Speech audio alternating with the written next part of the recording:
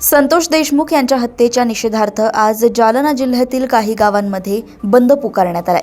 जिल्ह्यातील जाफराबाद, राजूर, रामनगरसह अनेक गावांमध्ये बंद आहे।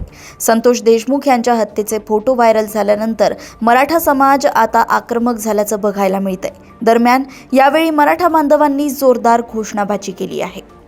वाल्मिक कराडच्या आदेशानं ज्या ठिकाणी या सर्व आरोपींनी स्वर्गीय संतोष देशमुखच्या देहाची ज्या ठिकाणी चालना केली, अक्षरशः पीएम करणारे डॉक्टर सुद्धा त्या ठिकाणी स्तब्ध झाले होते। पीएम करणारे डॉक्टर सुद्धा त्या ठिकाणी रडत होते।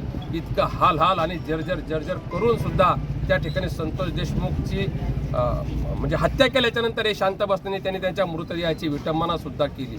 आणि संतोष देशमुखच्या मृतदेहावर त्यांनी लघवी केली नाही, त्यांनी लघवी केली महाराष्ट्र सरकारच्या तोंडावर, त्यांनी लघवी केली महाराष्ट्र सरकारच्या प्रशासनावर, त्यांनी लघवी केली महाराष्ट्राच्या न्यायव्यवस्थेवर आणि त्यांनी लघवी केली जे संवेदनाहीन मन आहे त्यांच्या तोंडामध्ये लघवी करायचं काम त्या आरोपीने केलेलं आहे। आणि बीडला काल बंद झाला। स्वर्गीय संतोष देशमुख यांना न्याय मिळाला पाहिजे।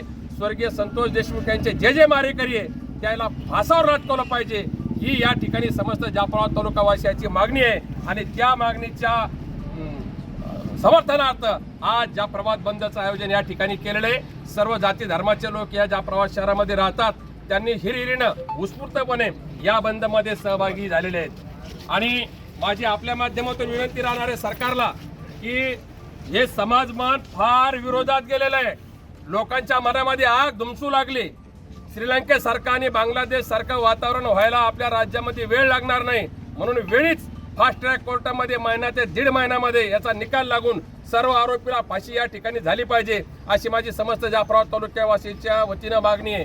या धन्या मुंड्याचं करायचं काय? स्वर्गीय संतोष देशमुख यांना न्याय, त्यांच्या मारेकऱ्यांना फाशी,